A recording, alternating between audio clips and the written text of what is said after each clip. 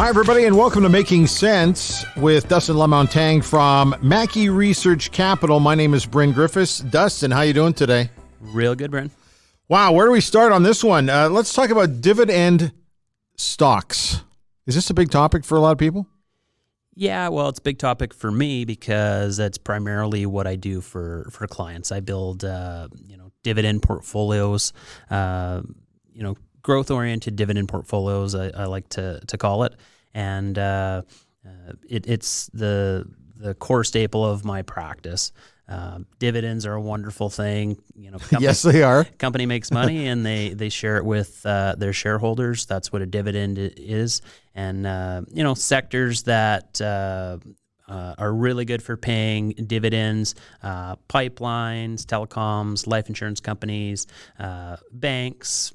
Some of the oil and gas, some of the large integrateds, utilities, and REITs, real estate investment trusts. So, if a company is paying a dividend, it's a good indication that they're making money. If they have a long history of raising that dividend, it's a good indication that they have managed that business very effectively because their profits have been rising. And in some cases, companies have like Enbridge, for example, 30-year track records of raising their dividend consistently. There's been a lot of talk over the past year or 2 years about oil and gas really kind of taking it on the chin a little bit. But does that, when it comes to dividend stocks, do you see that at all? Or is it just the negative stories we see in the media? No, definitely. In some sectors, you've had a little bit of ups and downs in terms of the dividend payouts. Back in 2008 and 2009, some of the U.S. banks canceled all their dividends entirely. So dividends are not guaranteed. It's something that the company can choose to pay. Now, of course, we take this into account when looking at a company, repayment history of raising that dividend. The most important thing when we talk about dividends is yield. So yield is simply the dividend that the company is paying divided by the share price. So for example, to keep things really simple, if a company's paying a $1 dividend and their share price is $10, that's a 10% yield. Okay. 1 divided by 10. We can tell a lot about a company by their yield as well in terms of financial strength and stability. If a yield is very high, it's probably an indication that the share price has been dropping. And usually that's an indication that a company will not be able to maintain that dividend. So that magic number is usually in the 4 to 6% range. Once a dividend yield starts getting higher than that 6% range, we start to look at the financial liquidity of the company. I grew up with my dad saying, it's a good investment, banks, because they're always making money. Is it still like that?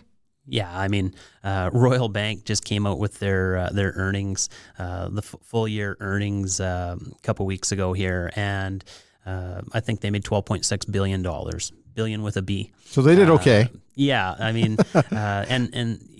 the other thing to consider with a company is what's called their payout ratio, and a payout ratio is simply the amount of money that a company is paying out of their earnings that goes towards the dividend.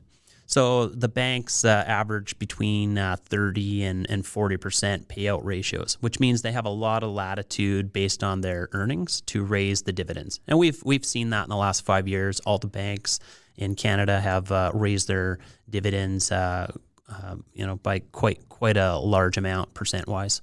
What is a compound DRIP? I was reading about this, and I couldn't make heads or tails of it. But then again, that's not really what I do. That's why I have you on here. Well, a DRIP is a dividend reinvestment plan. So if you own shares of, I'll go back to Royal Bank, for example. Okay. Royal Bank's paying a dividend right now. I think the yield is about 4%. Okay. Pick a nice round number. So if the shares are $100, they're paying a $4 dividend. Now, if you have a number of shares, every quarter you can enroll in their DRIP program, which means that when you get paid your dividend, that dividend gets used to buy more shares of Royal Bank. And there's a compounding effect of that. Yeah. So if every quarter you have 100 shares and you buy, 1 share per quarter off your dividend, at the end of the year, you now have 104 shares. Pretty simple. Do a lot of people like that? Because I love that kind of stuff. That to me makes good sense.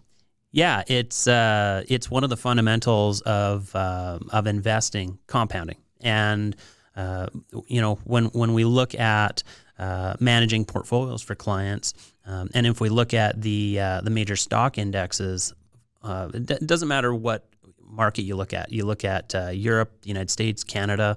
Almost 40% of the returns over time, on average, are reinvested dividends. So you can't discount the impact that those dividends have on your long-term wealth.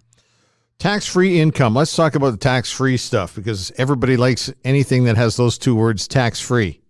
Yeah, and in this regard, tax-free doesn't refer to the tax-free savings accounts. If you're an individual in Alberta and you don't have any other income, you could earn approximately $50,000 a year tax-free off a dividend portfolio. So if you had $1 million in stock and it was paying you a 5% dividend, that would be $50,000 a year in income. Largely, you're getting that tax-free. And the reason for that is because when you invest in dividends, you get something called a dividend tax credit from the government, which essentially, on that first $50,000 in income, negates the tax that you would have to pay both on a federal and provincial level.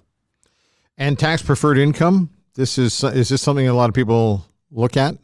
Oh, without a doubt. Okay. So tax preferred income just refers to the fact that income tax on dividend income is taxed at a lower rate than interest. So if you've got money outside of shelters sitting in a GIC, for example, that's going to be taxed at your regular income. So let's say your income is $75,000 or $100,000 and you had $10,000 in GIC interest income, that just gets tacked on to your regular income. Also saw something on commons and preferreds, and I was trying to get my head wrapped around that. Yeah, that gets a little more complicated yet. That's why I couldn't get my head wrapped around it. Typically, if you have a common share, and I'll go back to the Royal Bank as an example. Okay. That's just a straight dividend on the share.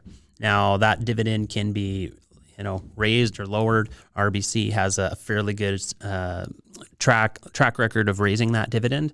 Now, the banks are also big issuers of preferred shares. And preferred share is just, if a company was ever to liquidate their assets, preferred shares get a little bit better treatment on the balance sheet in terms of common shares. So they're considered a little bit safer than the commons. And they also pay dividends. You get a dividend tax credit for owning a preferred. Now, preferreds are a complicated animal because there's literally, probably 20 to 30 different features on a preferred share, right, that can make them very complicated to understand. Like I said, it was turning into a bit of a maze for me. So here's the best part of all this. If you have any questions on dividend stocks, you give Dustin a call or you can contact him. Let's talk about your phone number first. You can reach me at 780-905-7729. And your email address?